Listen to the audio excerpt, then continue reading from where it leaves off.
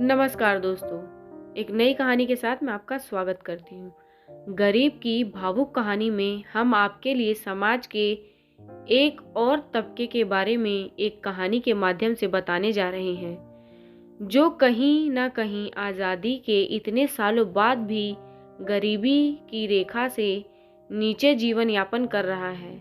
आशा है आपको हमारी ये कहानी बहुत पसंद आएगी। बात लगभग 1 साल पुरानी है। मिश्रा जी के लड़के के शादी के सिलसिले में मैं देहरादून गया था। मिश्रा जी और मेरा कॉलेज के दिनों का याराना था। कॉलेज के दिनों से हम सभी दोस्त राजीव को मिश्रा जी ही कहकर बुलाते थे।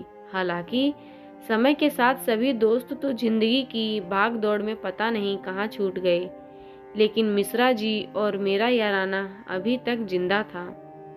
खैर, सुबह की फ्लाइट पकड़कर मैं देहरादून पहुंचा। मिश्रा जी ने मुझे बताया कि वो मुझे लेने एयरपोर्ट ही आ रहे हैं। मैंने मेरे लिए इस तरह परेशान होने पर उनको मना किया, लेकिन बात ना मानना तो मिश्रा जी की पुरानी आदत थी। लगभग 9:30 बजे मैं देहरादून पहुंचा। मिश्रा जी मुझे रिसेप्शन पर ही कॉफ़ी पीते हुए दिख गए। उनके साथ उनका बेटा आशीष था, जिसकी शादी में मैं आया था। मेरे नज़दीक जाते ही उसने मेरे पैर छूकर मेरा सम्मान किया और मुझे कॉफ़ी की पेशकश की। हालांकि ज़्यादा ज़रूरत ना होते हुए एयरपोर्ट पर 280 रुपये कॉफ़ी के लिए बर्बाद करना मूर्खता थी, सो मैंने कॉफ़ी के लिए आशीष को मना कर दिया। आशीष के दोबारा कहने पर मैंने उसका मन रखते हुए कहा कि अब जब मुझे वापस छोड़ने के लिए आओगे तब पिएंगे। मिश्रा जी ने मुझे बताया कि उनके एक और खास मित्र भी आने वाले हैं, तो उन्हें भी साथ लेना है। कुछ देर बाद एक और फ्लाइट लखनऊ से आई और एक लगभग 70 साल का व्यक्ति मुझे मिश्रा जी की ओर हाथ हिलाते हुए आते हुए दिखाई दिया। लेकिन रिसेप्शन के पास आते आते अचानक उनकी तबीयत बिगड़ गई। हम तुरंत उनके नज़दीक के हॉस्पिटल में ले गए। डॉक्टर ने बताया कि सफ़र के थकावट के कारण थोड़ी सी तबीयत खराब हो गई है। परेशानी की बात नहीं है, बस थोड़े आराम की ज़रूरत है। यह सुनकर हम सबके जान में जान आई।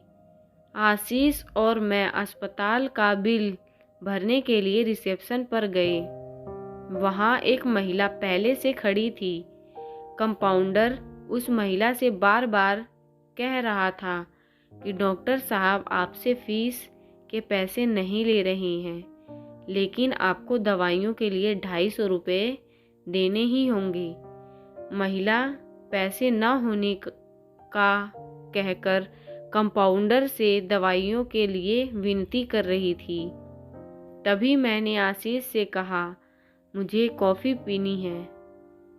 आशीष मेरी बात को समझ गया और उसने दवाइयों के लिए 250 रुपये उस महिला को दे दिए।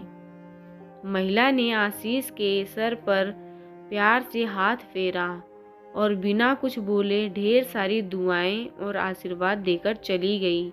आशीष और मैंने उस दिन जिंदगी का एक नया पाठ सीख लिया था।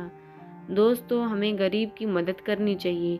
आपको ये कहानी कैसी लगी कमेंट करके बताएं। वीडियो को लाइक शेयर और सब्सक्राइब करें और पूरा वीडियो देखने के लिए आपका तहे दिल से धन्यवाद।